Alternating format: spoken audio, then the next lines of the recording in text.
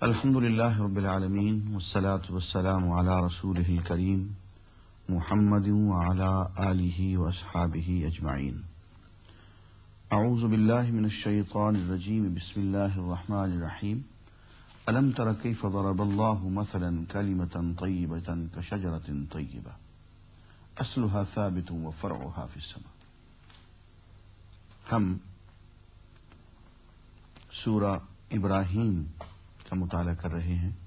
اللہ تعالیٰ نے ایمان کی مثال ایک خوبصورت اور پاکیزہ درخت سے دی ہے، جس کی جڑیں زمین میں بہت گہری ہوں اور جس کی شاخیں اور جس کا تنا اوپر آسمان تک جا رہا ہو۔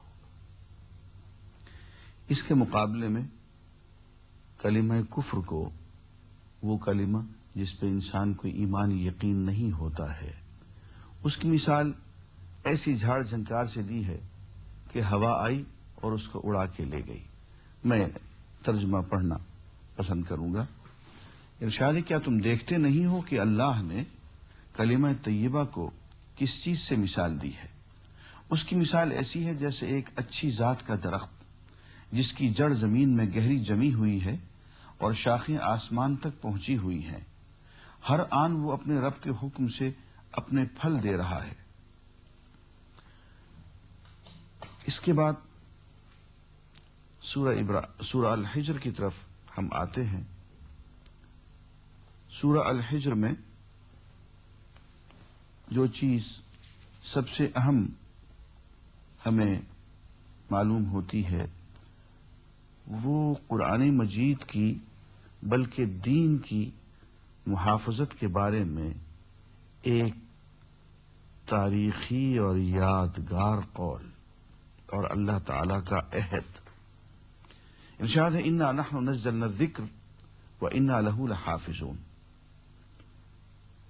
کہ یہ ہم ہی ہیں جنہوں نے اس پیغام کو، اس نصیحت کو نازل کیا، اور دیکھ لینا ہم اس کی حفاظت کر کے دکھائیں گے۔ میں نے شروع میں اس کی تشریح تو کی ہے، آج چند اشارے اور بھی میں عرض کروں گا۔ پہلی بات تو یہ ذہن میں رکھیں کہ یہ انسانی قوت سے باہر ہے اور کوئی انسان یہ دعویٰ نہیں کر سکتا کہ اس کی یہ کتاب، اس کا یہ ڈاکومنٹ جو ہے وہ ہمیشہ ہمیش کے لیے ایسے ہی رہے گا، محفوظ رہے گا، اس میں کوئی تبدیلی نہیں آ سکے گی۔ ایک انسان تو کیا، بڑی سے بڑی حکومت، دنیا کی ساری حکومتیں مل کے بھی کسی ڈاکومنٹ کے بارے میں یہ دعویٰ نہیں کر سکتی کہ سینکڑوں سالوں، ہزاروں سالوں کے بعد یہ ڈاکومنٹ ایسے کا ایسے رہے گا، اس میں تبدیلی نہیں آ سکے گی۔ انسان سارے مل جائیں، یہ دعویٰ کسی کلام کے بارے میں، کسی کتاب کے بارے میں، ڈاکومنٹ کے بارے میں نہیں کر سکتے، ان کے بس میں ہی نہیں ہے۔ لیکن قرآن مجید کے بارے میں یہ دعویٰ ایک جگہ نہیں، 20 جگہ خود قرآن مجید کے اندر موجود ہے، اور دعویٰ اللہ کی طرف سے ہے کہ دیکھو یہ میں نے نازل کیا ہے اور میں اس کی پوری پوری حفاظت کر کے بتاؤں گا۔ اور ناظرین، آپ جانتے ہیں کہ تاریخی طور پہ یہ بات ثابت ہے، اور اس کو غیر مسلم بھی مانتے ہیں کہ قرآن مجید کی حفاظت کی گئی ہے۔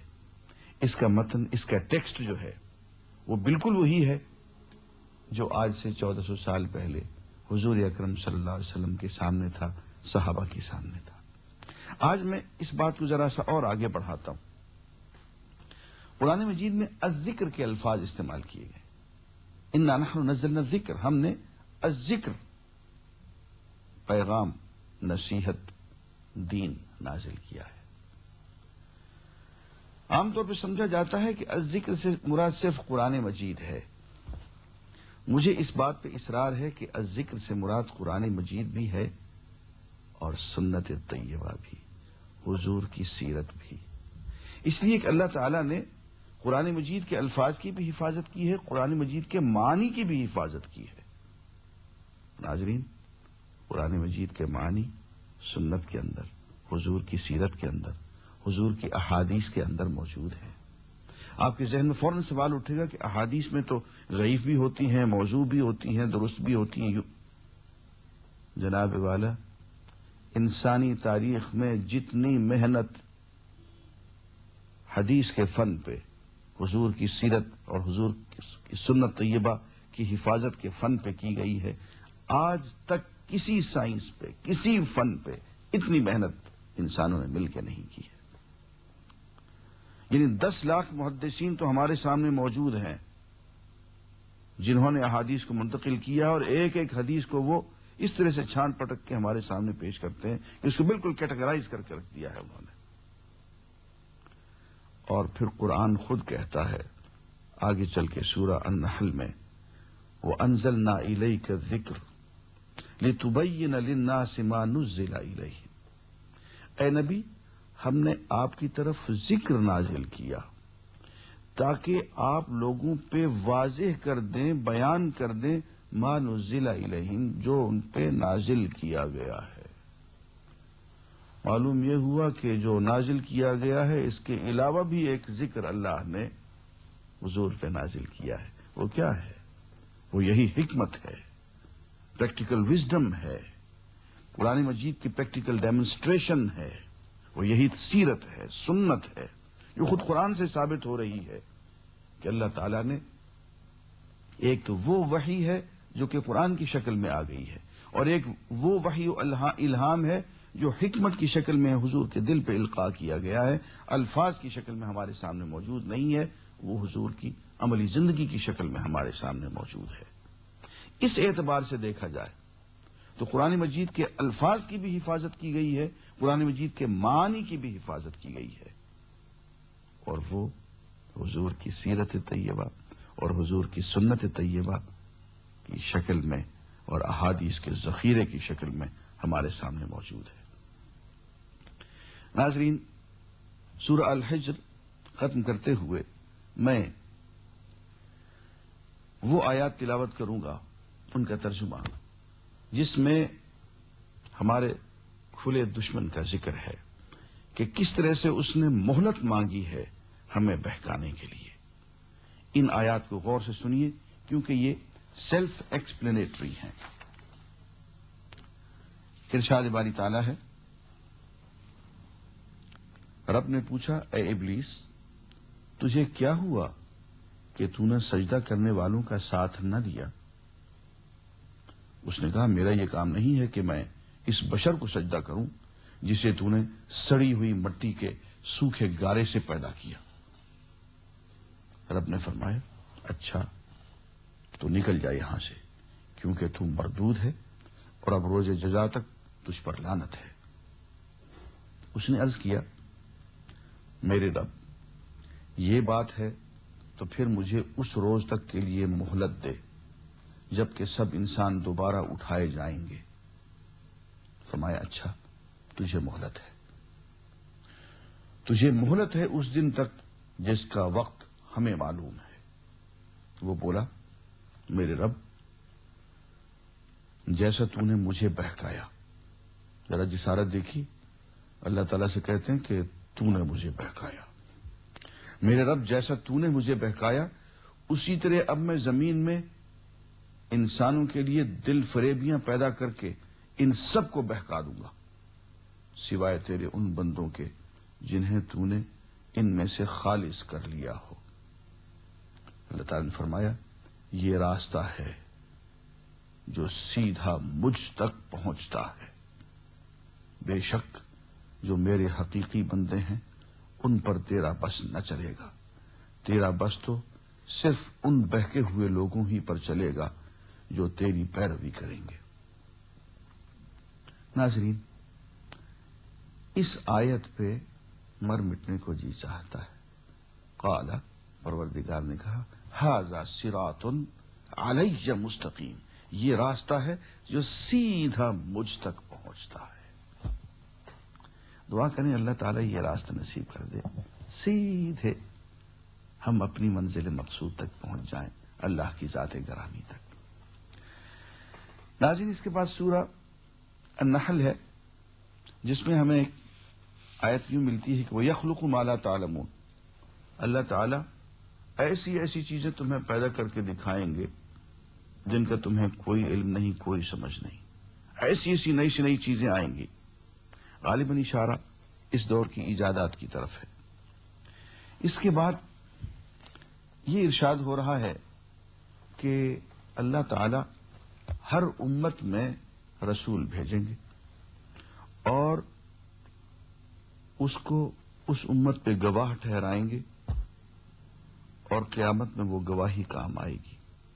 اس کے بعد کچھ اخلاقی تعلیم کی بات ہے، پھر اللہ کے عہد کو پورا کرنے کی تاکید ہے۔ اللہ تعالی کی آیات کا ترجمہ پیش کرتا ہوں۔ اے محمد صلی اللہ علیہ وسلم، انہیں اس دن سے خبردار کر دو جبکہ ہم ہر امت میں خود اسی کے اندر سے ایک گواہ اٹھا کھڑا کریں گے جو اس کے مقابلے میں شہادت دے گا، اور ان لوگوں کے مقابلے میں شہادت دینے کے لیے ہم تمہیں لائیں گے، اور یہ اسی شہادت کی تیاری ہے کہ ہم نے یہ کتاب تم پر نازل کر دی ہے جو ہر چیز کی صاف صاف وضاحت کرنے والی ہے اور ہدایت اور رحمت اور بشارت ہے ان لوگوں کے لیے جنہوں نے سر تسلیم خم کر دیا ہے۔ اللہ عدل اور احسان اور صلہ رحمی کا حکم دیتا ہے اور بدی، بے حیائی اور ظلم و زیادتی سے منع کرتا ہے۔ وہ تمہیں نصیحت کرتا ہے تاکہ تم سبق لو، اللہ کے عہد کو پورا کرو جبکہ تم نے اس سے کوئی عہد باندھا ہو، اور اپنی قسمیں پختہ کرنے کے بعد توڑ نہ ڈالو جبکہ تم اللہ کو اپنے اوپر گواہ بنا چکے ہو۔ اللہ تمہارے سب افعال سے باخبر ہے۔ تمہاری حالت اس عورت کی سی نہ ہو جائے جس نے آپ ہی محنت سے سود کاتا اور پھر آپ ہی اسے ٹکڑے ٹکڑے کر ڈالا۔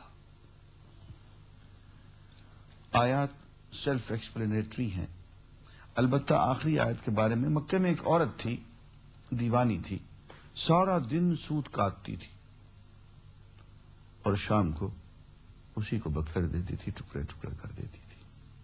وہ تو دیوانی تھی، لیکن وہی دیوانگی ہم میں بھی ہے۔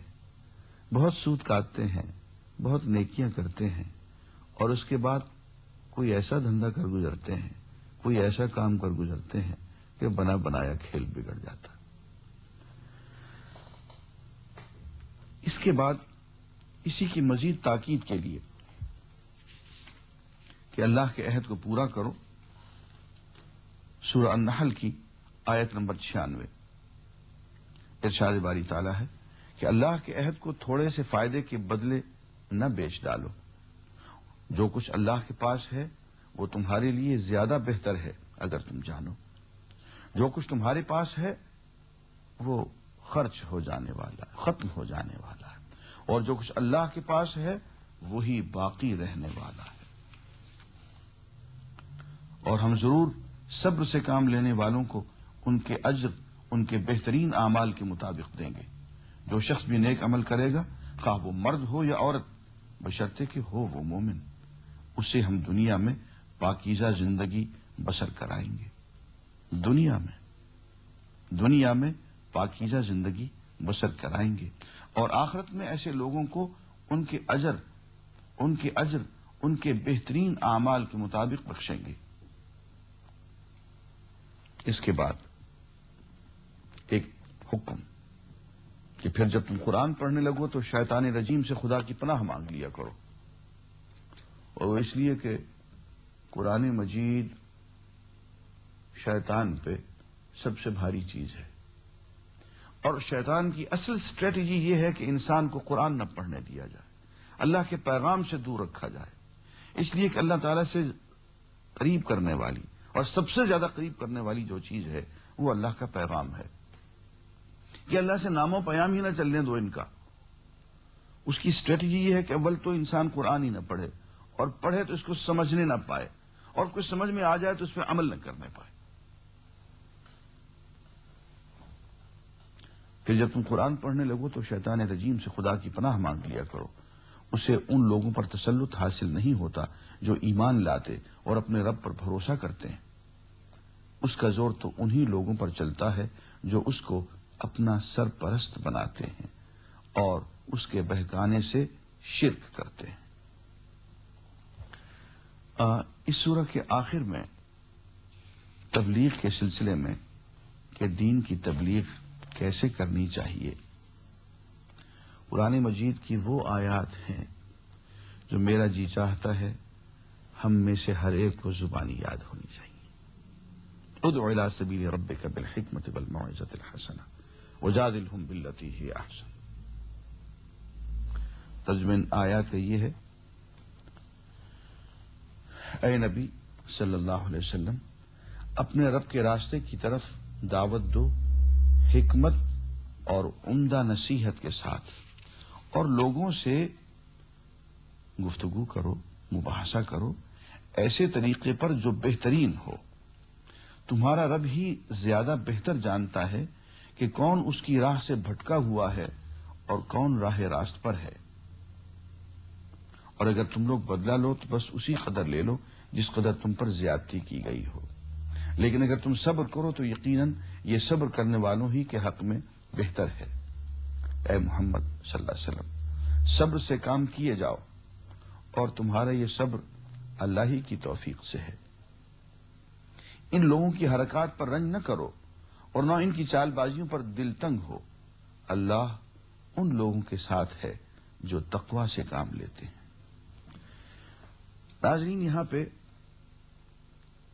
اللہ تعالی نے جن باتوں کا حکم دیا ہے اس میں سب سے پہلے تو حکمت ہے، دانائی، دانشمندی، اور دوسرے میٹھی نصیحت، عمدہ نصیحت۔ بات میٹھے انداز میں کرنی ہے، اس انداز میں نہیں کہ سننے والے کو ریپگننس محسوس ہو، وہ کہے گا یہ کیا مصیبت پڑ گئی مجھے، کوئی دھمکانے آ گیا، ڈرانے آ گیا ہے۔ بہت پیارے انداز میں عمدہ نصیحت فرمایا، موعظۃ الحسنہ۔ جیسے کہ اللہ تعالیٰ نے حضرت موسیٰ اور حضرت ہارون سے یہ کہا فرعون کی طرف کہ قولا لہ قولا لینا، اس کے ساتھ ذرا نرم لہجے میں بات کرنا۔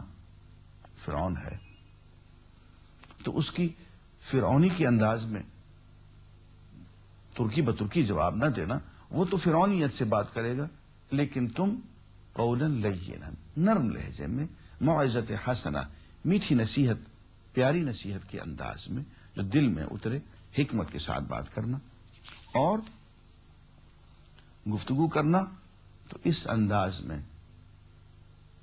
کہ دوسرے کو تکلیف نہ پہنچے۔ اس کو جدال احسن کہتے ہیں۔ بہترین طریقے پہ گفتگو کرنا، بہت منطقی انداز میں۔ فرمایا کہ جادلہم باللتی ہے احسن، ایسے انداز میں گفتگو کرنا کہ دوسرا آدمی قائل بھی ہو جائے، مائل بھی ہو جائے۔ ناظرین، میں قرآن مجید سے 2-3 مثالیں دوں گا کہ انبیاء کا طریقہ گفتگو کیا تھا، لوگ کس لہجے میں بات کرتے تھے، اور وہ انبیاء جواباً کس لہجے میں بات کرتے تھے۔ اے کاش یہ بات ہمارے مبلغین کو معلوم ہو جائے کہ گفتگو کے دوران دوسرے پہ چھا جانا یہ خوبی کی بات نہیں ہے۔ بعض دفعے دب جانا بھی خوبی کی بات ہوتی ہے، پیچھے ہٹ جانا بھی خوبی کی بات۔ آپ نے دیکھا نا سیدنا ابراہیم علیہ السلام کو نمرود نے کہا کہ میں زندہ بھی کر سکتا ہوں، مار بھی سکتا ہوں، مگر بہت اچھا، پیچھے ہٹ گئے، لیکن نئی بات لے کے آئے جس میں کہ نمرود کے پاس جواب نہیں تھا کہ اچھا بتاؤ، میرا رب تو سورج مشرق سے طلوع کرتا ہے، تو تم خدا ہو، سورج پہ تمہیں اختیار تو ہوگا، آج مغرب سے طلوع کر دو۔ اور یہ بھی نہیں کہا کہ تمہیں اختیار نہیں ہے، تم مغرب سے طلوع نہیں کر سکتے ہو، نہیں نہیں نہیں، بڑے پیارے انداز میں کہا کہ اگر خدا ہو تو سورج پہ تو تمہیں اختیار ہوگا، آج مغرب سے طلوع کر دو۔ سیدنا نوح علیہ الصلوۃ والسلام طویل عرصہ تک قوم کو راہ ہدایت کی طرف بلاتے رہے۔ قوم نے کس طرح سے خطاب کیا؟ کہتے ہیں انا لنراک فی ضلال مبین، ہم تو تمہیں کھلی ہوئی گمراہی میں پاتے ہیں۔ اب اگر کوئی مجھ جیسا آدمی ہوتا تو یوں کہتا کہ ہاں کافر تم ہو، مشرک تم ہو، بتوں کی پوجا تم کرتے ہو، شراب، زنا، فلاں فلاں فلاں فلاں فلاں، جوا، یہ ساری گندگیاں تم کرتے ہو، گمراہ مجھے کہتے ہو۔ لیکن نبی نے ان کے گندے اعمال کی طرف اشارہ نہیں کیا، ان کو الزامی جواب نہیں دیا، بلکہ ان کے اس الزام کا کہ انا لنراک فی ضلال مبین، کہ تم تو گمراہ آدمی ہو، صریح گمراہی میں مبتلا ہو، دیکھیے نبی کیا جواب دیتا۔ کہتے ہیں یا قوم، اے میری قوم، لیس بی ضلالہ، مجھے کوئی گمراہی اپنے اندر نظر نہیں آ رہی، میں گمراہ نہیں ہوں، ولکنی رسول من رب العالمین، تم سے مختلف تمہیں اس لیے نظر آ رہا ہوں، میں رب العالمین کی طرف سے رسول بنا کے بھیجا گیا ہوں۔ تم میرے مقام کو نہیں سمجھ رہے ہو، میری رسالت کو تم گمراہی سمجھ رہے ہو، یہ گمراہی نہیں ہے، یہ تو اللہ تعالیٰ کی طرف سے بہت بڑا منصب ہے۔ اور دیکھیے حضرت ہود سے ان کی قوم یوں کہتی ہے، انا لنراک فی صفاحہ وانا لنظنک من الکاذبین، اے ہود ہم دیکھتے ہیں کہ تم بے وقوفی میں اور حماقت میں پڑے ہوئے ہو، اور دیکھتے ہیں کہ تم جھوٹ بولتے، جھوٹوں میں سے ہو، تم احمق بھی جھوٹے بھی، نعوذ باللہ، ایک نبی کو کہا جا رہا۔ اب وہ جوابی کارروائی کے طور پہ اپنی قوم کی ساری گندگیاں اور گناہ اور سارے ان کو آئینہ دکھا دیتا کہ تم کیا ہو، دیکھو۔ لیکن نبی نے صرف اپنی ذات کا دفاع کیا، کتنے خوبصورت انداز میں، صرف اتنے الفاظ کہے، یا قوم، اے میری قوم، لیس بی صفاحہ، مجھ میں کوئی بے وقوفی کی بات نہیں ہے، کوئی حماقت کی بات مجھ میں نہیں، ولکنی رسول من رب العالمین، میں اصل میں رب العالمین کی طرف سے رسول بنا کے بھیجا گیا ہوں۔ میری گفتگو اور تمہاری گفتگو میں، میرے انداز زندگی میں اور تمہارے انداز زندگی میں بہت فرق ہے، ہم بہت الگ الگ ڈفرنٹ ویو لینگتھس پر ہیں، اس لیے میری شخصیت، میرا منصب، میری تعلیم تمہاری سمجھ میں نہیں آ رہی۔ یہ بے وقوفی نہیں ہے، یہ رسالت ہے، یہ نبوت ہے۔ ناظرین، یہ طریقہ ہوتا ہے دعوت دینے کا۔ ادع الی سبیل ربک بالحکمت والموعظۃ الحسنہ وجادلہم باللتی ہی احسن۔ اس کے بعد ناظرین ہم سورہ بنی اسرائیل کی طرف آتے ہیں۔ سورہ بنی اسرائیل کا دوسرا نام سورہ اسراء ہے۔ اس میں سورہ میں ابتدا سے حضور اکرم صلی اللہ علیہ وسلم کے معراج کا ذکر ہے کہ کس طرح سے آپ کو راتوں رات پہلے مکہ مکرمہ سے بیت المقدس لے جایا گیا۔ معراج کے ذکر کے بعد انسان کے نام اعمال کا ذکر آ رہا، اور یہ کہ ہر شخص کا نام اعمال، اس کا شگون، اس کا نصیبہ اس کی گردن میں لٹکا ہوا ہے۔ اس وقت تو اس کو نظر میں نہیں آ رہا ہے، لیکن قیامت کے دن یہ سب کچھ اس کے سارے اعمال مشکل ہو کے، مجسم ہو کے اس کے سامنے آ کے اس کے گلے میں لٹک جائیں گے۔ اور کیا شکل ہوگی؟ دیکھیے آیت کا ترجمہ پڑھتا ہوں۔ یہ بنی اسرائیل کی آیت نمبر 13 ہے۔ ہر انسان کا شگون ہم نے اس کے اپنے گلے میں لٹکا رکھا ہے، اور قیامت کے روز ہم ایک نوشتہ اس کے لیے نکالیں گے جسے وہ کھلی کتاب کی طرح پائے گا۔ پڑھ اپنا نامہ اعمال، آج اپنا حساب لگانے کے لیے تو خود ہی کافی ہے۔ جو کوئی راہ راست اختیار کرے اس کی راست روی اس کے اپنے ہی لیے مفید ہے، اور جو گمراہ ہو اس کی گمراہی کا وبال اسی پر ہے۔ کوئی بوجھ اٹھانے والا دوسرے کا بوجھ نہ اٹھائے گا، اور ہم عذاب دینے والے نہیں ہیں جب تک کہ لوگوں کو حق و باطل کا فرق سمجھانے کے لیے ایک پیغامبر نہ بھیج دیں۔ جب ہم کسی بستی کو ہلاک کرنے کا ارادہ کرتے ہیں تو اس کے خوشحال لوگوں کو حکم دیتے ہیں اور وہ اس میں نافرمانیاں کرنے لگتے ہیں، تب عذاب کا فیصلہ اس بستی پر چسپاں ہو جاتا ہے اور ہم اسے برباد کر کے رکھ دیتے ہیں۔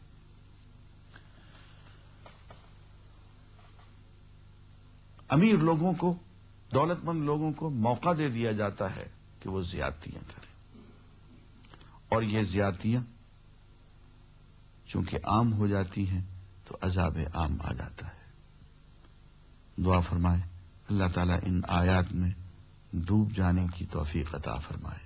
وآخر دعوانا الحمدللہ رب العالمین۔ اهدنا الصراط المستقيم،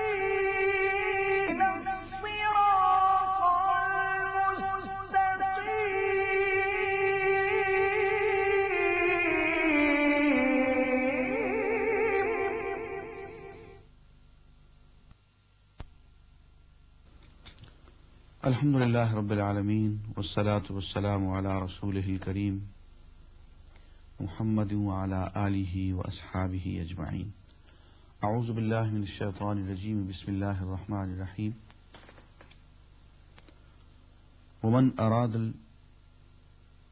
ومن كان يريد العاجلة عجلنا له فيها ما نشاء لمن نريد۔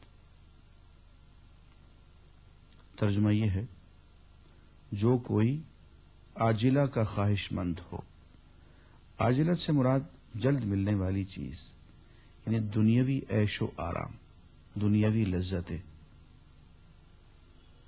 تو جو کوئی دنیاوی عیش و آرام کا ہی خواہش مند ہو، اسے یہی ہم دے دیتے ہیں جو کچھ بھی جسے دینا چاہیں، پھر اس کے مقسوم میں جہنم لکھ دیتے ہیں جسے وہ تاپے گا ملامت زدہ اور رحمت سے محروم ہو کر۔ اور جو آخرت کا خواہش مند ہو اور اس کے لیے سعی کرے، کوشش کرے جیسی کہ اس کے لیے سعی کرنی چاہیے، اور ہو وہ مومن، تو ایسے ہر شخص کی سعی مشکور ہوگی۔ ان کو بھی اور ان کو بھی، دونوں فریقوں کو ہم دنیا میں سامان زندگی دیے جا رہے ہیں۔ یہ تیرے رب کا عطیہ ہے، اور تیرے رب کی عطا کو روکنے والا کوئی نہیں ہے۔ ناظرین، یہ اللہ تعالیٰ کی سنت ہے، اس کو توفیق کہتے ہیں۔ اللہ تعالیٰ ہر شخص کو اس کی اپنی چوائس کے مطابق توفیق دیتا ہے، جو اسی دنیاوی زندگی کے عیش و آرام پہ ہی مر مٹے اور اس کے لیے ہی دن رات کوشش میں لگا رہے، تو اللہ تعالیٰ اسی کی توفیق دے دیتے ہیں۔ جو آخرت کے لیے کوشش کرے، دنیا کے ساتھ ساتھ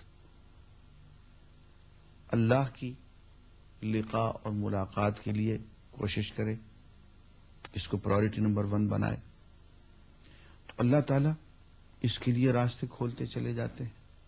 فَمَا كُلًّا نُمِدُّ هَؤُلَاءِ وَهَؤُلَاءِ مِنْ عَطَاءِ رَبِّكَ۔ جو ادھر جانا چاہتا ہے تو اس کی توفیق دیتے ہیں، ادھر جانا چاہتے ہیں اس کی توفیق دے دیتے ہیں، دونوں طرف، کسی کا راستہ نہیں روکتے، اس لیے کہ اس میں آزادی فکر و عمل مجروح ہوگی۔ دنیا دارالعمل ہے، دارالامتحان ہے، اس میں آزادی فکر بھی ہے، آزادی عمل بھی ہے۔ جو شخص جو کام کرنا چاہے گا اسی کام کی اس کو توفیق دے دی جائے گی، تمام مواقع اس کو فراہم کر دیے جائیں گے، لیکن اس کی اپنی ذمہ داری پہ، آخرت میں آ کے وہ خود اس کا ذمہ دار ہوگا۔ یہ بیان کرنے کے بعد اسی سورہ بنی اسرائیل میں اللہ تعالی نے مستقل سماجی تعلیمات اور ہدایات جو کہ بہت اہم ہیں اور طویل ہیں، وہ تقریباً 15 کے قریب احکامات ہیں، 15 کمانڈمنٹس ہیں، وہ ارشاد فرمائی ہیں۔ وہ سورہ بنی اسرائیل میں پڑھی جا سکتی ہیں، ان کی شرح کا موقع نہیں ہے۔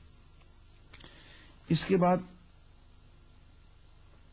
آیت آتی ہے، ارشاد ہے، یوم ندعو کل اناس بامامہم۔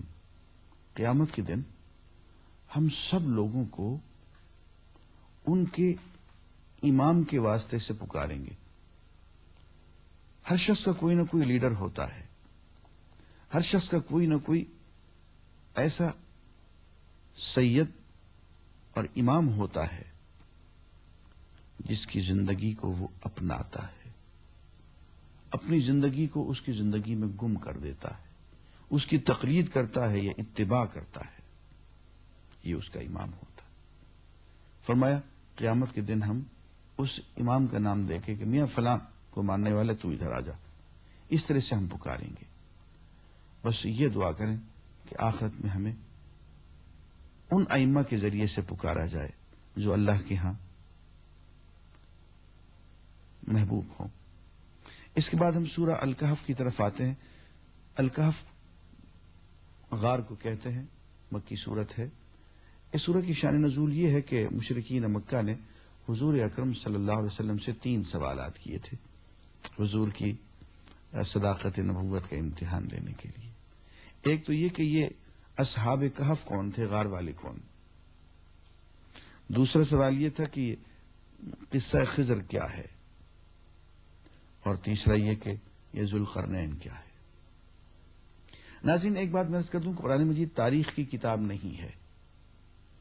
قرآن مجید کی کتاب، یہ کتاب اخلاق کی ہے۔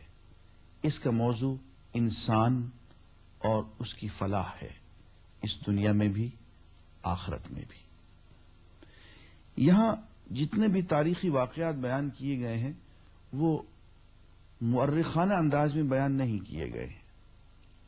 یعنی حد یہ ہے کہ اصحاب کہف کا قصہ بیان کیا گیا تو اصحاب کہف کا قصہ بیان کرتے ہوئے نہ تو ان کے نام بیان کیے، نہ صحیح جگہ لکھی، نہ ان کی تعداد بیان کی، بلکہ صرف وہ باتیں بیان کی جن کا ہماری عملی زندگی سے تعلق تھا، ان کے عقائد، کہ یہ اللہ والے لوگ تھے، توحید پہ ایمان رکھتے تھے، معاشرہ ان کو برداشت نہیں کر رہا تھا، آ کے بیچارے چھپ کے غار میں سو گئے، اور پھر اللہ تعالیٰ نے معجزانہ طور پر ان کو سلائے رکھا 300 سال تک۔ اس کے بعد جب یہ گئے اپنے معاشرے میں اپنا سکے وکے لے کے کچھ کھانے پینے کے لیے، تو لوگ حیران رہ گئے کہ یہ تو 300 سال پرانے لوگ ہیں۔ اور اس زمانے میں وہاں ایک بحث چل رہی تھی کہ اللہ تعالیٰ آخرت میں مردوں کو کیسے زندہ کریں گے، تو یہ خود ثبوت بن کے آ گئے۔ ایسے ہی قصہ خضر ہے۔ دیکھیے خضر کا نام تو میں استعمال کر رہا ہوں، قرآن مجید میں تو اس بندے کا نام نہیں، عبد من عبادنا، ہمارے بندوں میں سے ایک بندہ۔ اور یہ واقعہ کس سمندر میں ہوا، کس مقام پہ ہوا، کیا ہوا، اس بستی کا کیا نام تھا، قرآن اس کا نام نہیں دیتا۔ غیر ضروری معلومات قرآن نہیں دیتا۔ تاریخ کی کتاب نہیں ہے، اخلاق کی کتاب ہے۔ اس کا جو اخلاقی پہلو تھا، اخلاقی سبق تھا، وہ بتا دیا گیا۔ حضرت موسیٰ علیہ الصلوۃ والسلام کو یہ بتانے کے لیے کہ ایک تو نظام زندگی تم یہ دیکھ رہے ہو، اور اس میں جو قوانین اور احکام ہیں شریعت کی شکل میں ہم نے تمہیں دے دیے ہیں، اور ایک نظام ہم بھی چلاتے ہیں اپنے فرشتوں کے ذریعے سے، اپنے تکوینی امور پہ معین بندوں کے ذریعے سے۔ وہ نظام ذرا مختلف ہوتا ہے، ذرا یوں دیکھ لو کہ جاتے جاتے کشتی میں چھید کر دیا، اور وہ کشتی کو بچانا مقصود تھا، جاتے جاتے ایک بچے کو مار دیا، اس کے والدین کو اس کی شر سے بچانا مقصود تھا۔ 2 بچے ہیں، ان کا خزانہ ایک جگہ چھپا ہوا ہے، دیوار گر گئی ہے، خزانہ ظاہر ہونے کا خطرہ ہے، اللہ کے نبی کو اور ولی کو حکم دیا کہ کھڑے ہو کے دیوار بناؤ۔ ان بچوں کا والد کان ابوہما صالحا، نیک آدمی تھا۔ معلوم ہوا کہ اولاد میں اگر والدین میں کوئی نیک ہو تو اولاد کو اس کا فائدہ پہنچتا ہے۔ تو یہ 3 آگے ذوالقرنین کا واقعہ ہے، ایک بادشاہ جس نے اللہ کے حکم کو، شریعت کو اپنے ملک میں نافذ کیا اور لوگوں کو یاجوج اور ماجوج کے ظلم سے بچایا۔ تو یہ تینوں قصے سورہ الکہف میں آتے ہیں، ان کی تفصیلات آپ جانتے ہوں گے۔ میں اس میں جو باتیں اس وقت براہ راست ہم سے متعلق ہیں وہ چند انتخاب کر کے میں عرض کرتا ہوں۔ قرآن مجید کے بارے میں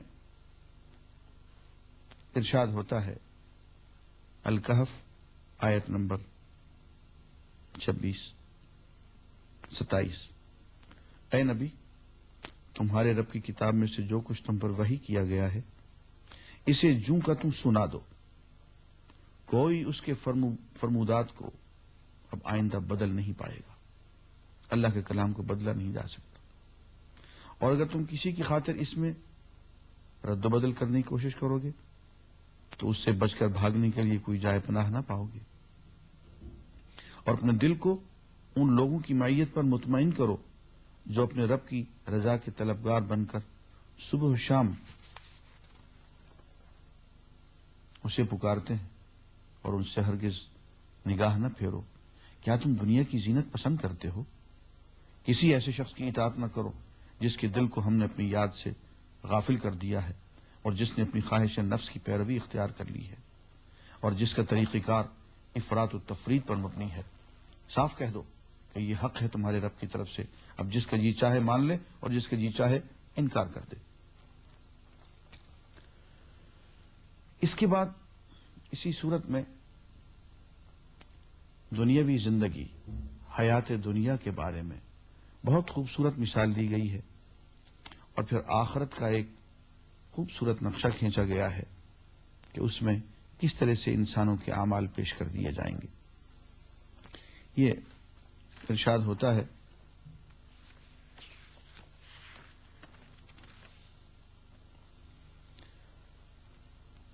الکہف کی آیت نمبر 45، اے نبی صلی اللہ علیہ وسلم، انہیں حیات دنیا کی حقیقت اس مثال سے سمجھاؤ کہ آج ہم نے آسمان سے پانی برسا دیا تو زمین کی پود خوب گھنی ہو گئی، اور کل وہی نباتات بھس بن کر رہ گئی۔ جس سر پہ غرور آج ہے یہاں تاجوری کا، کل اس پہ وہی شور ہے پھر نوحہ گری کا۔ آفاق کی منزل سے گیا کون سلامت، اسباب لٹا راہ میں یہاں ہر سفری کا۔ لے سانس بھی آہستہ کے نازک ہے بہت کام، افکار کی اس کارگہ شیشہ گری کا۔ ہاں، آج ہم نے آسمان سے پانی برسا دیا تو زمین کی پود خوب گھنی ہو گئی، اور کل وہی نباتات بھس بن کر رہ گئی جسے ہوائیں اڑائے لیے پھرتے ہیں۔ اللہ ہر چیز پر قدرت رکھتا ہے۔ یہ مال اور یہ اولاد محض دنیاوی زندگی کی ایک ہنگامی آرائش ہے، اصل میں تو باقی رہ جانے والی نیکیاں ہی تیرے رب کے نزدیک نتیجے کے لحاظ سے بہتر ہیں، اور انہی سے اچھی امیدیں وابستہ کی جا سکتی ہیں۔ فکر اس دن کی ہونی چاہیے جبکہ ہم پہاڑوں کو چلائیں گے اور تم زمین کو بالکل برہ نہ پاؤ گے، اور ہم تمام انسانوں کو اس طرح گھیر کر جمع کریں گے کہ اگلوں پچھلوں میں سے ایک بھی نہ چھوٹے گا، اور سب کے سب تمہارے رب کے حضور صف در صف پیش کیے جائیں گے۔ لو دیکھ لو، آ گئے نا تم ہمارے پاس اسی طرح جیسا ہم نے تم کو پہلی بار پیدا کیا تھا۔ تم نے تو یہ سمجھا تھا کہ ہم نے تمہارے لیے کوئی وعدے کا وقت مقرر ہی نہیں کیا ہے، اور نامہ اعمال سامنے رکھ دیا جائے گا۔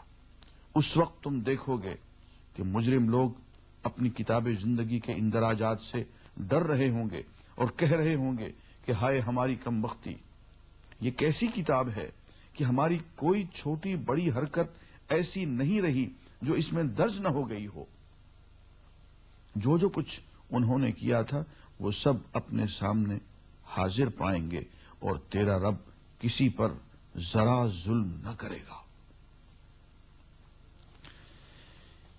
اس کے بعد سورہ الکہف میں قصہ خضر و موسیٰ جو میں نے ابھی عرض کیا اور قصہ ذوالقرنین بیان ہوتا ہے، اور آخر میں پھر کچھ آیتیں آتی ہیں جن سے دل دہل جاتا ہے۔ بات یہ ہے کہ کلام پاک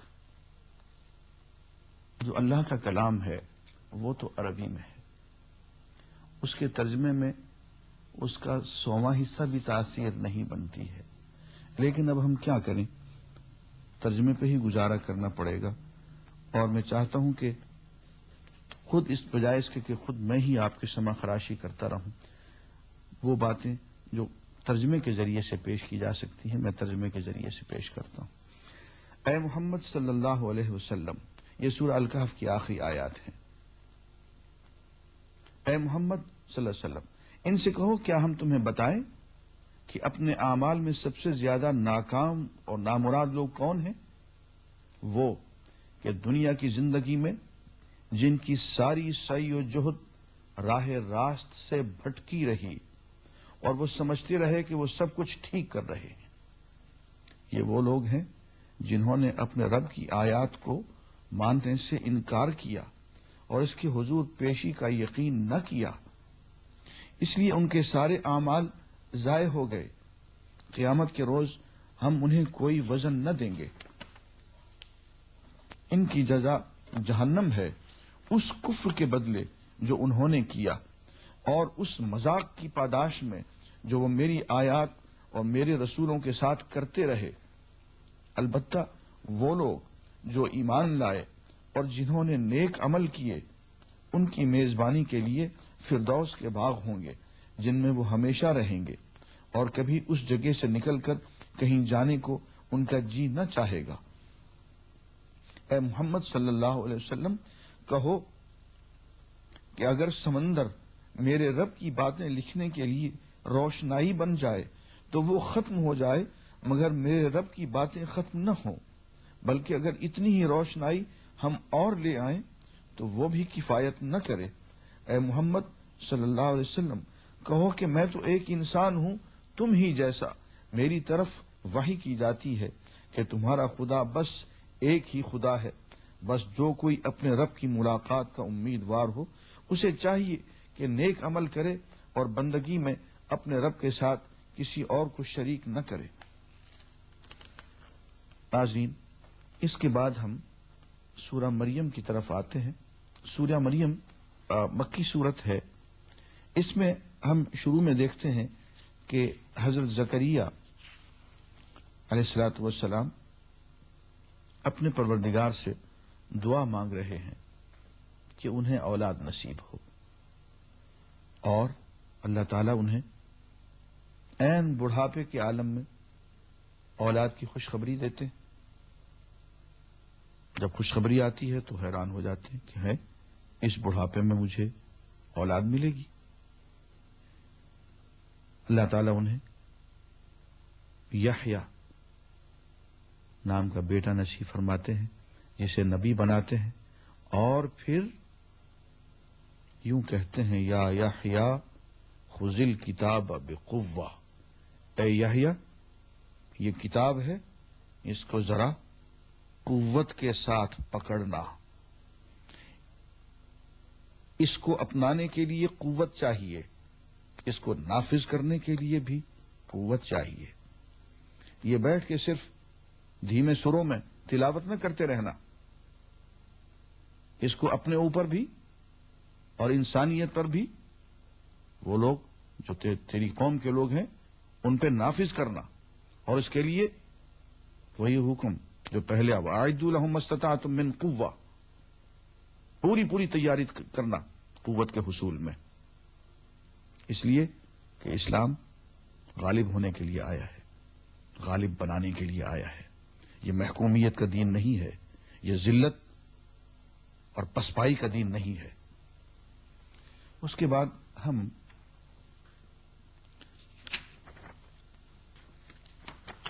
ایک یہاں سے پھر میں ترجمہ پڑھوں گا۔ آیت نمبر 59 سورہ مریم، ارشاد گرامی ہے، بہت سے پیغمبروں کا ذکر کیا، اس میں سورہ مریم میں سیدہ مریم کا بھی واقعہ ہے کہ کس طرح سے بغیر باپ کے انہوں نے سیدنا عیسیٰ علیہ السلام کو جنم دیا، کس طرح سے اللہ تعالیٰ نے ان کی مہمانی فرمائی اور کیا کیا معجزات صادر ہوئے، اور جب لوگوں نے انہیں تنگ کرنا چاہا تو کس طرح سے بچپن میں ہی پنگوڑے میں ہی اللہ تعالیٰ نے حضرت عیسیٰ سے تقریر کروا ڈالی، انی عبد اللہ کہ میں تو اللہ کا بندہ ہوں، اور ایسا بندہ آتانی الکتاب وجعلنی نبیا، مجھے اس نے صاحب کتاب بنایا ہے اور مجھے اس نے نبی بنایا ہے۔ اس کے بعد اور انبیاء کا ذکر ہے، اور یوں فرماتے ہیں کہ یہ وہ پیغمبر ہیں جن پر اللہ نے انعام فرمایا آدم کی اولاد میں سے اور ان لوگوں کی نسل سے جنہیں ہم نے نوح کے ساتھ کشتی پر سوار کیا تھا، اور ابراہیم کی نسل سے اور اسرائیل کی نسل سے، اور یہ ان لوگوں میں سے تھے جن کو ہم نے ہدایت بخشی اور برگزیدہ کیا۔ ان کا حال یہ تھا کہ جب رحمان کی آیات ان کو سنائی جاتی تو روتے ہوئے سجدے میں گر جاتے تھے۔ پھر ان کے بعد وہ ناخلف لوگ ان کے جانشین ہوئے جنہوں نے نماز کو ضائع کیا اور خواہشات نفس کی پیروی کی، بس قریب ہے کہ وہ گمراہی کے انجام سے دوچار ہوں۔ البتہ جو توبہ کر لیں اور ایمان لے آئیں اور نیک عملی اختیار کر لیں وہ جنت میں داخل ہوں گے اور ان کی ذرہ برابر حق تلفی نہ ہوگی۔ یہ سورہ مریم سے میں نے آیات تلاوت کی، انبیاء کا ذکر، اور اس کے بعد ایک اہم بات کہ انبیاء کی جانشینی جن لوگوں نے کی، چاہیے تو یہ تھا کہ وہ نماز اور زکوٰۃ کو قائم رکھتے، لیکن انہوں نے نماز چھوڑ دی، اور جب نماز چھوڑی تو اس کا نتیجہ یہ نکلا کہ خواہشات کی پیروی میں لگ گئے۔ معلوم ہوا کہ یہ نماز جو ہے خواہشات پیروی سے روکتی ہے، اور جب خواہشات پیروی میں لگ گئے تو ایک گمراہی پھر دوسری گمراہی، ایک گمراہی دوسری گمراہی کو جنم دیتی ہے، تو پھر گمراہیوں میں پڑتے چلے گئے۔ ناظرین، اس کے بعد ہم سورہ طٰہٰ کی طرف آتے ہیں۔ سورہ طٰہٰ میں ابتدا حضرت موسیٰ علیہ السلام کے قصہ سے ہوتی ہے۔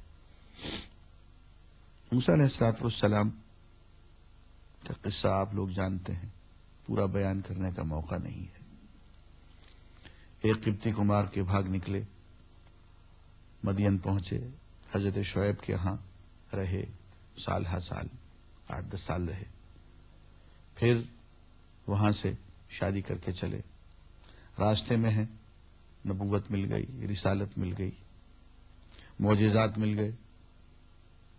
ید بیضا کا معجزہ کہ ہاتھ اپنے پہلو میں ڈالو اور اتنا روشن اتنا سفید کہ اندھیرے کو دور کر دے۔ نبی اندھیرے کو دور کرنے کے لیے ہی تو آتا ہے۔ اور کہا کہ یہ لکڑی جو تمہارے ہاتھ میں ہے پھینکو، پھینک دی، اژدہا بن گیا، ڈر گئے، موسیٰ ڈر گئے، اس اژدہا پہ ہاتھ ڈال دو۔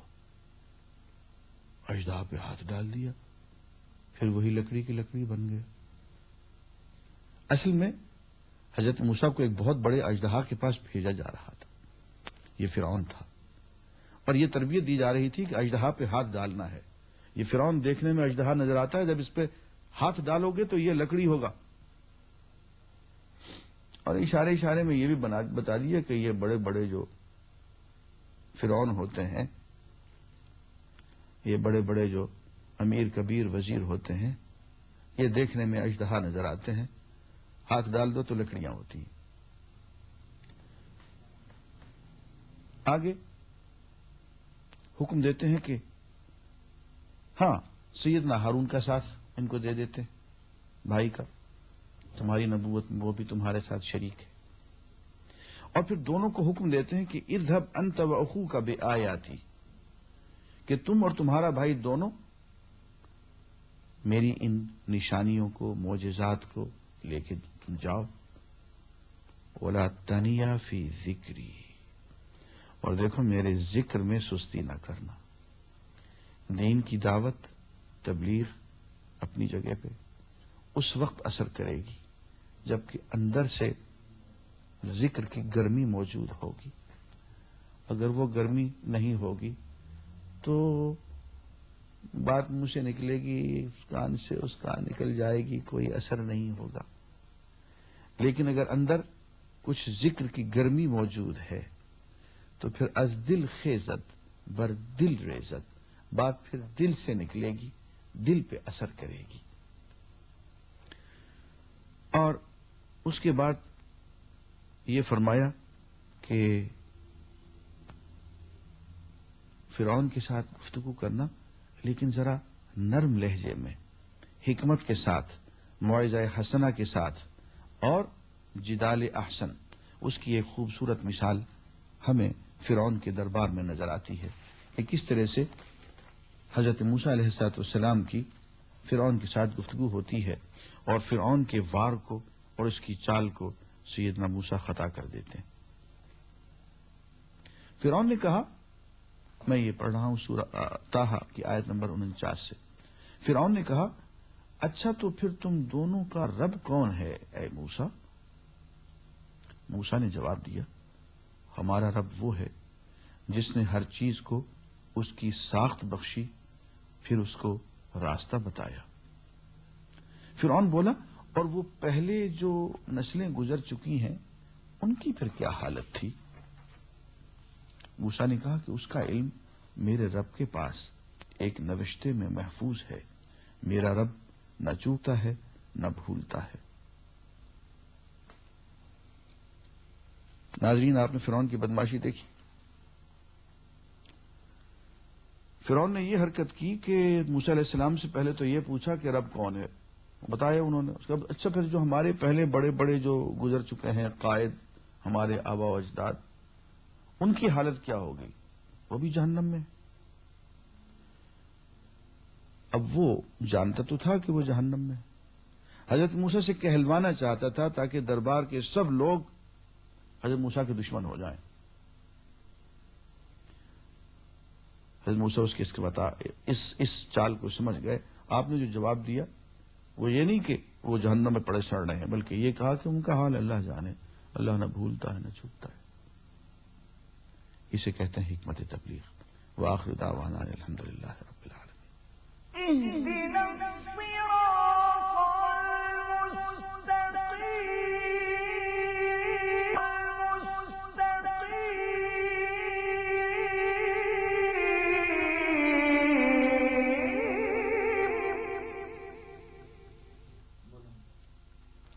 الحمدللہ رب العالمین، والصلاة والسلام علی رسولہ الکریم محمد وعلی آلہ واصحابہ اجمعین. اعوذ باللہ من الشیطان الرجیم. بسم اللہ الرحمن الرحیم. قال یا ہارون ما منعک اذ رأیتهم ضلوا الا تتبعن افعصیت امری؟ قال یا ابن ام لا تأخذ بلحیتی ولا برأسی انی خشیت ان تقول فرقت بین بنی اسرائیل ولم ترقب قولی.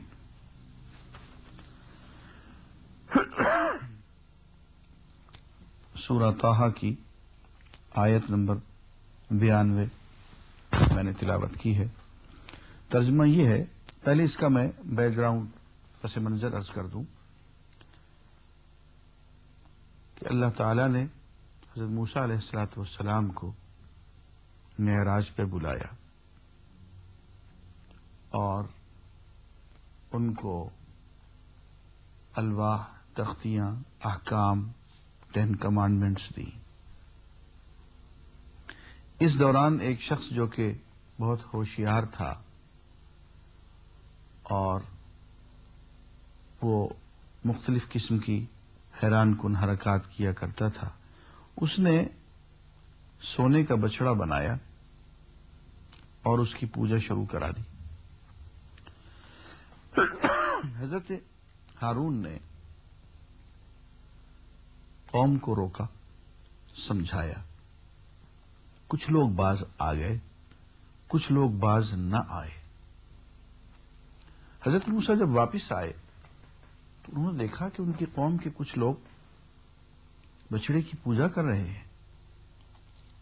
تو انہوں نے سیدنا ہارون کے ساتھ سختی کی، ڈانٹا، بلکہ جیسے کہ قرآن کے الفاظ سے معلوم ہوتا ہے کہ ان کو سر سے پکڑ لیا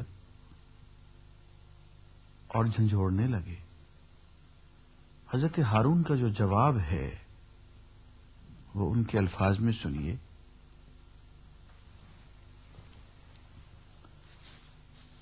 موسیٰ علیہ السلام قوم کو ڈانٹنے کے بعد ہارون کی طرف پلٹا اور بولا، ہارون، تم نے جب دیکھا تھا کہ یہ گمراہ ہو رہے ہیں تو کس چیز نے تمہارا ہاتھ پکڑا تھا کہ میرے طریقے پر عمل نہ کرو؟ کیا تم نے میرے حکم کی خلاف ورزی کی؟ ہارون علیہ السلام جواب دیا، اے میری ماں کے بیٹے، میری داڑھی نہ پکڑ، نہ میرے سر کے بال کھینچ۔ مجھے اس بات کا ڈر تھا کہ تو آ کر کہے گا کہ تم نے بنی اسرائیل میں پھوٹ ڈال دی اور میری بات کا پاس نہ کیا۔ عزیزان گرامی، اللہ کا ایک نبی ہارون اپنے سامنے بچڑے کی پوجا ہوتے ہوئے دیکھتا ہے، بات کھول کے بیان کر دیتا ہے، لیکن ڈنڈا لے کے پیچھے نہیں پڑتا، جتھے بازی نہیں کرتا ہے، قوم کو فرقوں میں نہیں پھاڑتا ہے۔ اور حضرت موسیٰ کو کیا جواب دیتا ہے کہ جناب، میں نے تبلیغ تو کر دی تھی، میں نے حق تو بیان کر دیا تھا، لیکن اگر میں سختی کرتا، اگر میں جتھے بندی کرتا، اگر میں کفر کے فتوے جھاڑتا تو جناب والا آپ ہی مجھے کہتے کہ فرقت بین بنی اسرائیل، کہ ہارون تو نے بنی اسرائیل کو فرقے فرقے، ٹکڑے ٹکڑے بنا دیا اور میری امت کا ستیہ ناش کر دیا۔ یہ بات قابل غور ہے۔ کہیں ایسا تو نہیں کہ ہم لوگ سیدنا ہارون کی سنت سے بالکل بہکے ہوئے ہوں، ہٹے ہوئے ہوں؟ اگر ایک نبی بچڑے کی پوجا کو برداشت کر سکتا ہے اور فتوے بازی نہیں کرتا ہے اور قوم کو ٹکڑے ٹکڑوں میں تقسیم نہیں کرتا ہے تو ہمیں کیا ہو گیا ہے کہ ذرا ذرا سی بات پہ، معمولی باتوں پہ ہم آپس میں الجھ جاتے ہیں؟ کہاں گنجائش ہے اس بات کی قرآن میں اور سنت میں؟ اس کے بعد قرآن مجید میں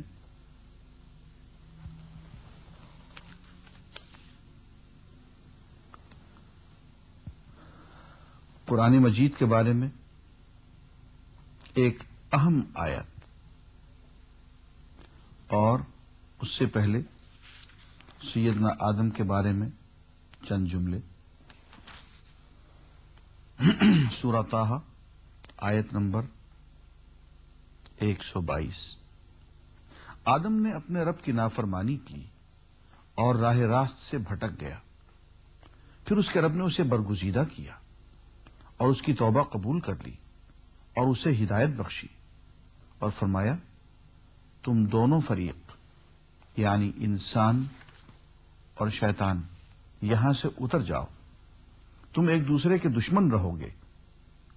اب اگر میری طرف سے تمہیں کوئی ہدایت پہنچے تو جو کوئی میری اس ہدایت کی پیروی کرے گا وہ نہ بھٹکے گا نہ بدبختی میں مبتلا ہوگا، اور جو میرے ذکر، پیغام، قرآن، درس نصیحت سے منہ موڑے گا اس کے لیے دنیا میں تنگ زندگی ہوگی اور قیامت کے روز ہم اسے اندھا اٹھائیں گے۔ وہ کہے گا، پروردگار، دنیا میں تو میں آنکھوں والا تھا، مجھے اندھا کیوں اٹھایا؟ اللہ تعالیٰ فرمائے گا، ہاں، اسی طرح تو ہماری آیات کو جبکہ وہ تیرے پاس آئی تھی تو نے بھلا دیا تھا، اسی طرح آج تو بھلایا جا رہا ہے۔ یہ اندھا اٹھانے کی بات جو ہے اس کا تعلق اس آیت سے بھی ہے جو ہم نے بہت شروع میں پڑھی تھی، قد جاءکم بصائر من ربکم، دیکھو تمہارے پاس پروردگار کی طرف سے بصیرت کی روشنیاں پہنچ گئی ہیں۔ فمن ابصر، جس نے ان کو آنکھیں کھول کے پڑھا، فلنفسہ، اس میں اس کا اپنا بھلا ہے، ومن عمی، جو اندھا ہو کے رہا، فعلیہا، تو اس کا وبال اسی پر ہوگا، اور اس کا ایک وبال یہ ہے، وَنَحْشُرُهُ يَوْمَ الْقِيَامَةِ أَعْمَى، قیامت کے دن ہم اس کو اندھا اٹھائیں گے۔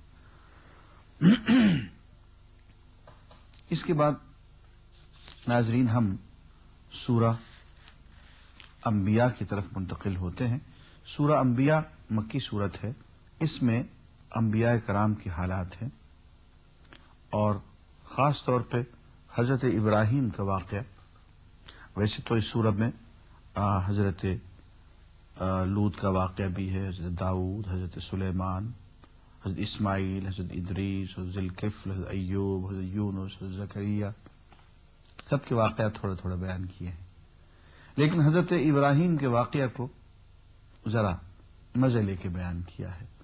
یہاں سیدنا ابراہیم کی توحید پرستی کا واقعہ بیان کرتے ہوئے جو بات ایک حدیث میں آئی ہے میں اس کا اضافہ کرنا چاہوں گا. سیدنا ابراہیم کو جب آگ میں ڈالا جا رہا تھا تو اس وقت سیدنا جبریل سامنے نمودار ہوئے اور کہنے لگے کہ ابراہیم، میرے لائق کوئی خدمت، کوئی ضرورت، کوئی حاجت؟ اب سیدنا ابراہیم عین اس وقت جبکہ انہیں آگ میں پھینکا جا رہا تھا تو حاجت تو تھی، ضرورت تو تھی. جبریل سے کہہ سکتے تھے کہ میاں ایک پر مارو اور اس آگ کو بجھاؤ، کیا مصیبت ہے یہ، ہٹاؤ اسے. لیکن وہ جو جبریل کو جواب دیتے ہیں بہت تاریخی جواب ہے، اور اس پہ سچی بات یہ ہے کہ دل جھوم اٹھتا ہے. کہتے ہیں کہ حاجت تو ہے، ضرورت تو ہے، اما الیک فلا، لیکن جبریل تم سے کوئی کام نہیں،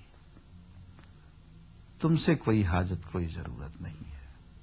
وہ نہیں دیکھ رہا ہے جس کے لیے یہ آگ میں کودنے جا رہا ہوں؟ آنے دو اسے جس کے لیے چاک کیا ہے. ناصح سے غریباں کو سلانے کے نہیں ہم. حضرت ابراہیم کے نزدیک تو جبریل بھی مڈل مین تھا. اس کو ہٹایا درمیان سے کہ میاں معاملہ ہمارا آپس کا ہے، اس کو چلنے دو. اگر وہ آج اس بات پہ راضی ہے کہ میں آگ میں کود جاؤں تو ہم بھی اسی پہ راضی ہیں، لیکن اگر وہ اس بات پہ راضی نہیں ہے تو وہ خود جانے. تو آپ نے دیکھا کہ آگ کو گلزار بنا دیا گیا. سورہ ابراہیم میں چند باتیں ایسی ہیں جو موجودہ سائنس جن کی خوشہ چینی کر سکتی ہے. میں یہ نہیں کہوں گا کہ قرآن سائنس کی تائید کر رہا ہے، قرآن کو اس کی ضرورت نہیں ہے. مدت سے سائنس قرآن کا پیچھا کر رہی ہے. ایک نیا نظریہ کہ ایک وقت تھا کہ یہ سب کا سب ایک ہی مواد تھا، یہ آسمان زمین، ان کو ایک ہی جھٹکے سے، دھماکے سے پھاڑ دیا گیا. آج کل یہی کہا جا رہا ہے، ہو سکتا ہے درست ہو. اور اس کے بعد آج کل کی تحقیق یہ بھی کہہ رہی ہے کہ ہر زندہ چیز کی زندگی کی بنیاد میں پانی ہے، پانی زندگی کا مصدر و منبع ہے. یہ آج کی سائنس کہہ رہی ہے. دیکھتے ہیں 1400 سال پہلے قرآن مجید نے اس کے بارے میں کیا کہا ہے. ارشاد گرامی ہے سورہ الانبیاء آیت نمبر 30.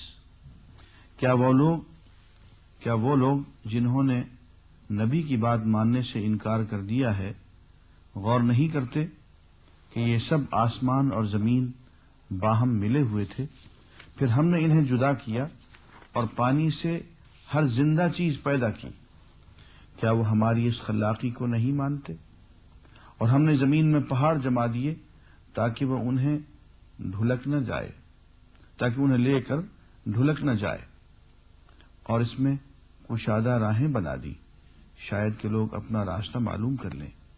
اور ہم نے آسمان کو ایک محفوظ چھت بنا دیا، مگر یہ ہے کہ اس کی نشانیوں کی طرف توجہ ہی نہیں کرتے. اور وہ اللہ ہی ہے جس نے رات اور دن بنائے اور سورج اور چاند کو پیدا کیا، سب ایک ایک فلک میں تیر رہے ہیں. اس کے بعد ناظرین اسی صورت میں مختلف انبیاء کا ذکر کرنے کے بعد ایک آیت آتی ہے وما ارسلناک الا رحمۃ للعالمین. مطلب یہ کہ اے نبی صلی اللہ علیہ وسلم، ہم نے آپ کو تمام جہانوں کے لیے رحمت بنا کر بھیجا ہے۔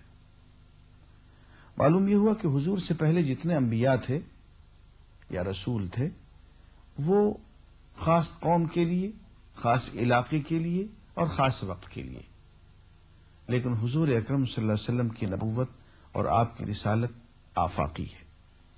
ناظرین، اس کے بعد ہم سورہ الحج کی طرف آتے ہیں۔ یہ سورہ مدنی ہے اور ہم اس کی ابتدا سے چلتے ہیں کہ اس کی ابتدائی آیات پھر پیس آف لٹریچر ہیں۔ یوں ارشاد ہے، لوگو اپنے رب کا تقوی اختیار کرو، حقیقت یہ ہے کہ قیامت کا زلزلہ بڑی ہولناک چیز ہے۔ جس روز تم اسے دیکھو گے حال یہ ہوگا کہ ہر دودھ پلانے والی اپنے دودھ پیتے بچے سے غافل ہو جائے گی، ہر حاملہ کا حمل گر جائے گا اور لوگ تم کو مدہوش نظر آئیں گے، حالانکہ وہ نشے میں نہ ہوں گے، بلکہ اللہ کا عذاب ہی کچھ ایسا سخت ہوگا۔ بعض لوگ ایسے ہیں جو علم کے بغیر اللہ کے بارے میں بحثیں کرتے ہیں اور ہر شیطان سرکش کی پیروی کرنے لگتے ہیں، حالانکہ اس کے تو نصیب ہی میں یہ لکھا ہے کہ جو اس کو دوست بنائے گا اسے وہ گمراہ کر کے چھوڑے گا اور عذاب جہنم کا راستہ دکھائے گا۔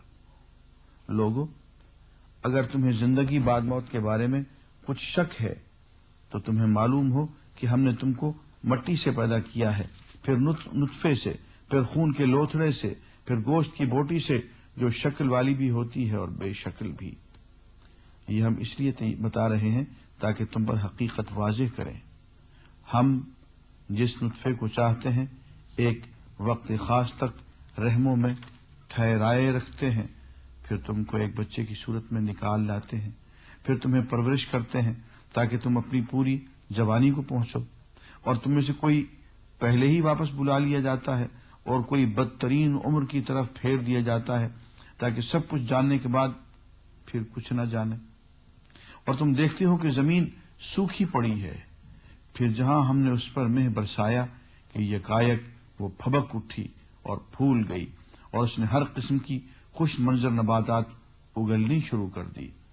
یہ سب کچھ اس وجہ سے ہے کہ اللہ ہی حق ہے اور وہ مردوں کو زندہ کرتا ہے اور وہ ہر چیز پر قادر ہے، اور یہ اس بات کی دلیل ہے کہ قیامت کی گھڑی آ کر رہے گی، اس میں کسی شک کی گنجائش نہیں، اور اللہ ضرور ان لوگوں کو اٹھائے گا جو قبروں میں جا چکے ہیں۔ ناظرین، یہ سورہ الحج کی ابتدائی آیات تھی جو سیلف ایکسپلینیٹری ہیں۔ اللہ تعالی حضرت ابراہیم کو حج کے لیے اذان کا حکم دیتے ہیں، وَأَذِّن فِي النَّاسِ بِالْحَجِّ، لوگوں کے لیے حج کا اذن عام، اذان کہہ دو۔ یہاں ایک سوال پیدا ہوتا ہے کہ جس وقت وہ اذان کہہ رہے تھے وہاں ان کے بیٹے اسماعیل کے علاوہ کوئی اور سننے والا نہیں تھا، لیکن اللہ تعالیٰ نے یہ اذان سنوا دی، اور ہاں وقفہ تو آیا، چند ہزار سال تو گزر گئے، لیکن اس کے بعد جو سلسلہ شروع ہوا ہے تو لوگ لبیک اللہم لبیک کہتے ہوئے، اسی اذان کے جواب میں لبیک کہتے ہوئے عمرے پہ، حج پہ مستقل چلے جا رہے ہیں، اور یہ سلسلہ تھمنے میں نہیں آ رہا۔ اس کے بعد شرک کے موضوع پہ اور شعائر اللہ کے موضوع پہ قرآن مجید کی آیات کا ترجمہ ہے۔ شعائر سے مراد، شعائر شاعرہ کی جمع ہے، شاعرہ محسوس علامت کو کہتے ہیں، تو دین کی کچھ محسوس علامات ہوتی ہیں۔ قرآن مجید میں ارشاد گرامی ہے، پس بتوں کی گندگی سے بچو، جھوٹی باتوں سے پرہیز کرو، یکسو ہو کر اللہ کے بندے بنو، اس کے ساتھ کسی کو شریک نہ کرو، اور جو کوئی اللہ کے ساتھ شرک کرے تو گویا وہ آسمان سے گر گیا۔ اب یا تو اسے پرندے اچک لے جائیں گے یا ہوا اس کو ایسی جگہ لے جا کر پھینک دے گی جہاں اس کے چیچڑے اڑ جائیں گے۔ یہ ہے اصل معاملہ، اسے سمجھ لو۔ اور جو اللہ کے مقرر کردہ شعائر کا احترام کریں تو یہ دلوں کے تقوی کی بات ہے۔ شعائر اللہ کا احترام کرنا من تقوی القلوب، دلوں کے تقوی کی بات ہے۔ اچھا، شعائر میں سے، اللہ کی نشانیوں میں سے ایک نشانی جو آگے بتائی جا رہی ہے، جو حج کے دوران نمودار ہوتی ہے، وہ وَالْبُدْنَ جَعَلْنَاهَا لَكُم مِّن شَعَائِرِ اللَّهِ۔ یہ قربانی کے جو اونٹ ہیں، ان کو بھی ہم نے تمہارے لیے اللہ کی نشانیوں میں سے، شعائر میں سے بنا دیا۔ اب جو اونٹ، قربانی کے جانور تم نے طے کر دیا کہ حج پہ لا کے ان کو ذبح کرنا ہے، تو یہ بھی شعائر اللہ میں سے ہو گیا۔ اب ان کی بھی تعظیم کرو، لاتے ہوئے ان کی پٹائی نہ کرو، ان کو بھی پیار سے لاؤ۔ ناظرین، ایک بات میں پوچھتا ہوں، اگر قربانی کا جانور بھی شعائر اللہ میں سے ہے اور اس کی تعظیم کا ہمیں حکم دیا جا رہا ہے، تو یہ دینی ادارے، دینی درسگاہیں، یہ علم کے مراکز، علماء، اساتذہ، سائنسدان، پروفیسر جو دین کے پشتیبان ہیں، کیا یہ شاعر اللہ نہیں ہے؟ کیا یہ ہمارے اسکول اور کالج یہ شاعر اللہ نہیں ہے؟ مساجد تو ہیں، لیکن یہ اسکول اور کالج بھی جہاں سے پڑھ کے ہم اس قابل بنتے ہیں کہ اپنے دین کا اور ملک کا دفاع کر سکیں، کیا یہ شاعر اللہ نہیں ہے؟ کیا ان کی تعظیم ہم پہ اور ہمارے طلباء پہ واجب نہیں ہے؟ آخر میں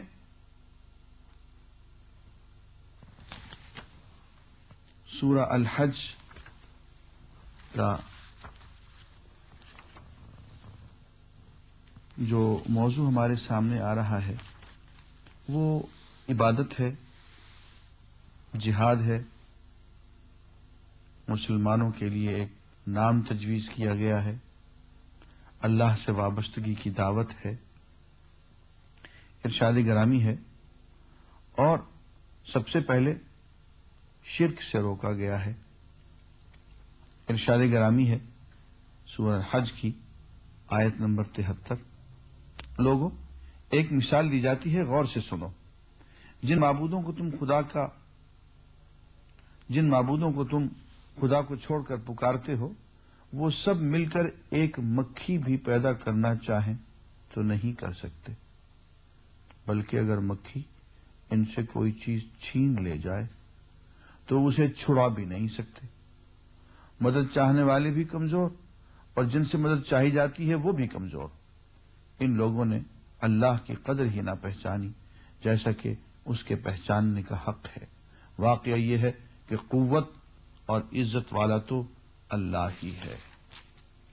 اور اس کے بعد عبادت کی ترغیب اور الحج کی آخری آیات، ارشاد ہے، اے لوگو جو ایمان لائے ہو، رکوع اور سجدہ کرو، اپنے رب کی بندگی کرو اور نیک کام کرو، شاید کہ تم کو فلاح نصیب ہو۔ اللہ کی راہ میں جہاد کرو جیسا کہ جہاد کرنے کا حق ہے۔ اس نے تمہیں اپنے کام کے لیے چن لیا ہے اور دین میں تم پر کوئی تنگی نہیں رکھی۔ قائم ہو جاؤ اپنے باپ ابراہیم کی ملت پر۔ اللہ نے پہلے بھی تمہارا نام مسلم رکھا تھا اور اس قرآن میں بھی تمہارا یہی نام ہے، تاکہ رسول تم پر گواہ ہو اور تم لوگوں پر گواہ۔ پس نماز قائم کرو، زکوٰۃ دو اور اللہ سے وابستہ ہو جاؤ۔ وہ ہے تمہارا مولا، بہت ہی اچھا ہے وہ مولا اور بہت ہی اچھا ہے وہ مددگار۔ ناظرین، سورہ حج کے بعد ہم سورہ المومنون کی طرف آتے ہیں۔ یہ سورہ مکی ہے اور اس کی ابتدا میں مومنین کی صفات بیان کی گئی ہیں، اور یہی اس سورہ کا وجہ تسمیہ بھی ہے۔ سورہ یوں شروع ہوتی ہے، یقیناً فلاح پائی ہے ایمان لانے والوں نے جو اپنی نماز میں خشوع اختیار کرتے ہیں، لغویات سے دور رہتے ہیں، زکوٰۃ کے طریقے پر عامل ہوتے ہیں، اپنی شرمگاہوں کی حفاظت کرتے ہیں، سوائے ان بیویوں کے اور ان عورتوں کے جو ان کی ملک یمین میں ہوں کہ ان پر محفوظ نہ رکھنے میں وہ قابل ملامت نہیں ہیں، البتہ جو اس کے علاوہ کچھ اور چاہیں وہ زیادتی کرنے والے ہیں، اپنی امانتوں اور اپنے عہد و پیمان کا پاس رکھتے ہیں اور اپنی نمازوں کی حفاظت کرتے ہیں، یہی لوگ وہ وارث ہیں جو میراث میں فردوس پائیں گے اور اس میں ہمیشہ رہیں گے۔ اس کے فوراً بعد سورہ مومنون میں انسان کی پیدائش کے بارے میں ایسی باتیں کہی گئیں جنہیں پڑھ کے آج کی سائنس حیران رہ جاتی ہے کہ یہ باتیں آج سے 1400 سال پہلے کیسی کہہ دی گئیں۔ ارشاد ہے، ہم نے انسان کو مٹی کے سط سے بنایا، پھر اسے ایک محفوظ جگہ ٹپکی ہوئی بوند میں تبدیل کیا، پھر اس بوند کو لوتھڑے کی شکل دی، پھر لوتھڑے کو بوٹی بنا دیا، پھر بوٹی کی ہڈیاں بنائیں، پھر ہڈیوں پر گوشت چڑھایا، پھر اسے ایک دوسری ہی مخلوق بنا کھڑا کیا۔ بس بڑا ہی بابرکت ہے اللہ، سب کاریگروں سے اچھا کاریگر۔ پھر اس کے بعد تم کو ضرور مرنا ہے، پھر قیامت کے روز یقیناً تم اٹھائے جاؤ گے۔ ناظرین، اس کے بعد پانی کے انتظام کا ذکر آتا ہے، وہ انشاءاللہ ہم آئندہ بیان کریں گے۔